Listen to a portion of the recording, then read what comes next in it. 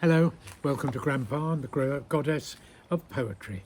Today, Grandpa's going to talk about the Battle of Waterloo, which happened on this day in 1815.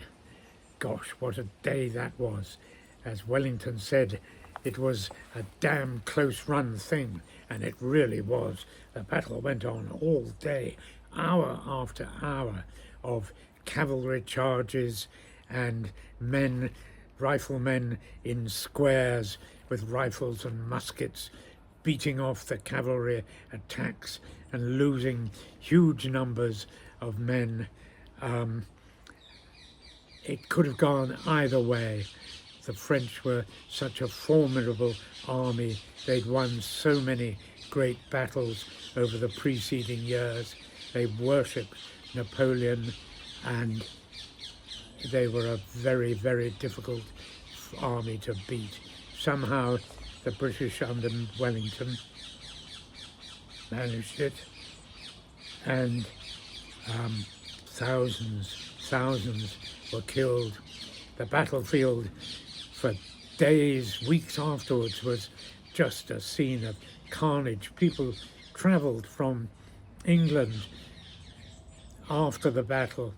You know, the nobility travelled across the channel in carriages to go to the battlefield, and they picked up sort of souvenirs, broken breastplates and bits of guns and spears, and brought them home. There's many a stately home in England and Scotland, for that matter, that have got on the wall a kind of a souvenir from the Battle of Waterloo.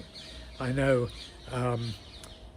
if you go to Sir Walter Scott's old home at in the Tweed Valley, his entrance hall is a big panelled hall, and every wall is covered with souvenirs of the Battle of Waterloo, soldiers' uniforms and breastplates with bullet holes in them, and bits of guns. It's extraordinary. Well, the day before the battle, or maybe 2 days before, 2 nights earlier, the Duchess of Richmond gave a famous ball in Brussels, primarily because there were so many members of the British Army out there and their followers on, and many of Wellington's army officers were at the Duchess of Richmond's ball. And during the ball, some people thought they heard cannon firing, and news came through to Wellington that the French had begun to advance. And he didn't want a panic to set in, so he quietly gave word to all the officers there, and they left one by one, slowly and quietly. And last of all, Wellington himself said goodnight and walked away from the ball. And the next day they all went out south of Brussels down to Waterloo, and the battle they began organising themselves, and the day after that the battle began in earnest. And it was really, you would think, the battle to end all battles. Went on all day. Could have gone either way, with so many cavalry charges and people being killed left, right and centre. But somehow, well, we know the result. We ended up winning and getting a whole new railway station named in its honour too. And you would think people would have had enough of war forever after that, but sadly, no.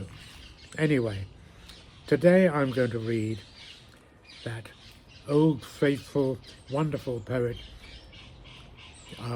George Gordon Lord Byron, who, of course, was alive at the time of the Battle of Waterloo, though fairly young man. He wrote his brilliant poem the Eve of Waterloo, which tells of the Duchess of Richmond's ball and the first warning signs of battle. And it's a very stirring poem, I think. Well, all Byron's poems are pretty stirring, actually. See what you think of this one. This is just the beginning.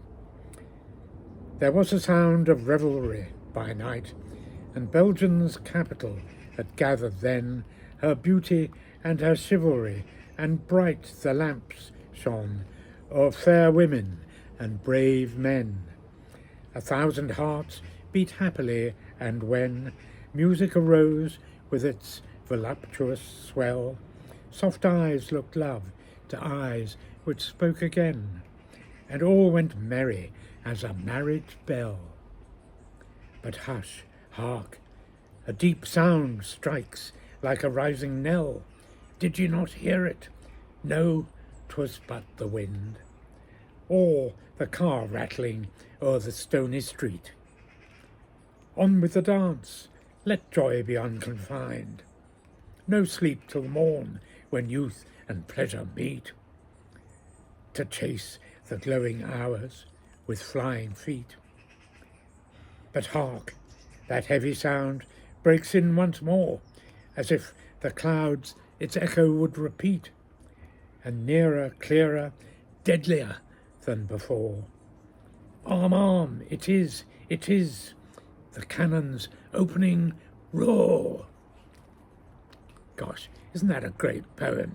Really gets my blood flowing, I can tell you. I love all of Byron's works.